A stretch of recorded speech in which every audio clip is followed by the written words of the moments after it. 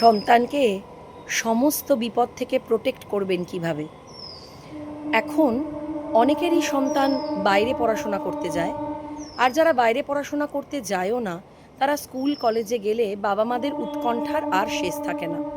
আমি নিজেও ২ মাস আগে পর্যন্ত এই একই রকম উৎকণ্ঠায় ভীষণভাবে ভুগছিলাম। আমার ছেলে যেহেতু ক্লাস 7 এ পড়ে, বড় হচ্ছে, নানান ধরনের বন্ধু, নানান রকম পরিস্থিতি এবং এই বয়সে যেটা হয় ভালো মন্দের বোধটা কিন্তু অত প্রবল বা প্রখরভাবে হয় না। আর খারাপের হাতছানি সবথেকে বেশি থাকে এই টিনেজ বা অ্যাডোলেসেন্স পিরিয়ডে। এইরকম একটা অবস্থায় আমি মা হিসেবে নিজেকে কিছুতেই স্থির রাখতে পারছিলাম না যে সব কিছু ঠিকঠাক চলছে তো। যতক্ষণ আমার চোখের সামনে আছে আমি আমার মতন করে ল অফ অ্যাট্রাকশন, ম্যানিফেস্টেশনের বিভিন্ন প্র্যাকটিস দিয়ে ওকে একটা আবরণের মধ্যে রাখছিলাম। বিভিন্ন প্র্যাকটিস করছিলাম ওর জন্য, প্র্যাকটিস করিও।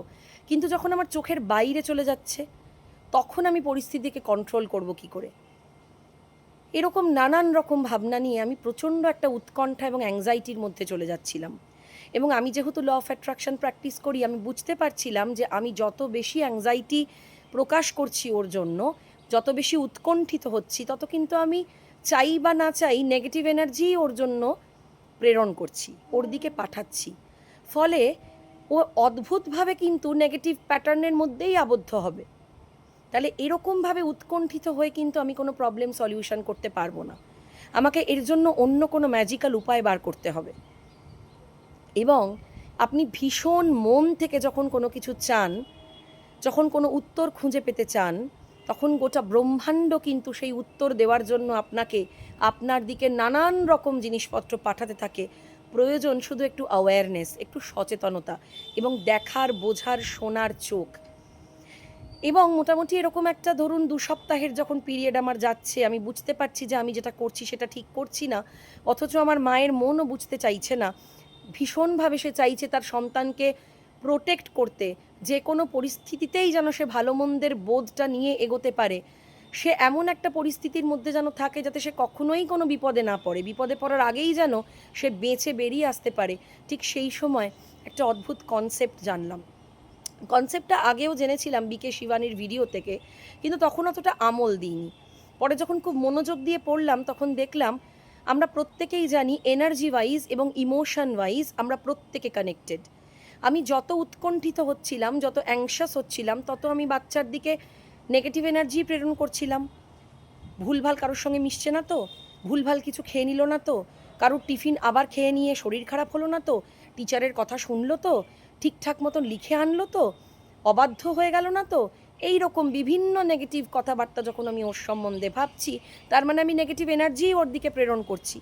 ফলে অটোমেটিক্যালি চাই বা না চাই ও নেগেটিভিটির মধ্যেই আবদ্ধ হতে বাধ্য। ঠিক সেইখান থেকে নিজেকে সরিয়ে এনে সকালবেলা ঠাকুর ঘরে যখন পুজো করতে বসছি, রাত্রিবেলা যখন শুতে যাচ্ছি, আমার ইষ্ট দেবতা যিনি, তাকে স্মরণ করছি, আমার বাচ্চার মুখটা মনে করছি এবং বাচ্চার মুখ মনে করে ভিজুয়ালাইজ করছি যে আমার ইষ্ট দেবতা যিনি, তার পাঠানো হোয়াইট ডিভাইন লাইট আমার ছেলের চারপাশকে একেবারে আবদ্ধ করে রেখেছে। আমার ছেলে যেন তার পাঠানো ওই হোয়াইট ডিভাইন লাইটের মধ্যেই আছে। এবং হাত জোর করে বা বুকে হাত রেখে প্রার্থনা করছি, হে আমার সর্বশক্তিমান ঈশ্বর, আমি জানি তোমার ওই পবিত্র শক্তিশালী ডিভাইন লাইট আমার সন্তানকে ২৪ ঘন্টা ঘিরে রেখেছে। তোমার ওই আলোয় আমার সন্তান সম্পূর্ণ নিরাপদ আছে। তার মধ্যে ভালো মন্দের জ্ঞান আসছে, সে ভালো এবং মন্দকে চুজ করতে শিখছে, সে সদা সর্বদা ভালো বুদ্ধি, সৎ বুদ্ধিকেই অ্যাকসেপ্ট করছে এবং সততা, ভালোর পথেই সে হাঁটছে।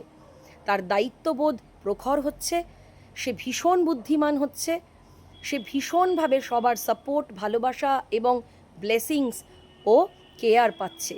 সে সবসময় ভালোর পথে চলছে এবং তার ভাগ্য প্রত্যেক দিন উজ্জ্বল থেকে উজ্জ্বলতর হচ্ছে। এই প্রেয়ারটা আমি ৫ বার আমার ইষ্টদেবতার নাম স্মরণ করে এবং আমার ছেলের মুখ মনে করে মোটামুটি ভিজুয়ালাইজ করি যে সেই পবিত্র আলোর আবর্তেই আমার ছেলে আছে, আমার ছেলে সম্পূর্ণ নিরাপদ আছে, ভালো আছে, সবসময় সে ভালোর পথেই গাইডেড হচ্ছে, চালিত হচ্ছে। এবং বিশ্বাস করবেন না, আমি 1 মাস টানা প্র্যাকটিসটা করে দেখেছিলাম, আমি নিজে ভেতর থেকে যেমন প্রচণ্ড শান্তি পেয়েছিলাম, আমার ছেলের ব্যবহারেও কিন্তু আমি ম্যাজিক্যাল চেঞ্জেস দেখেছিলাম।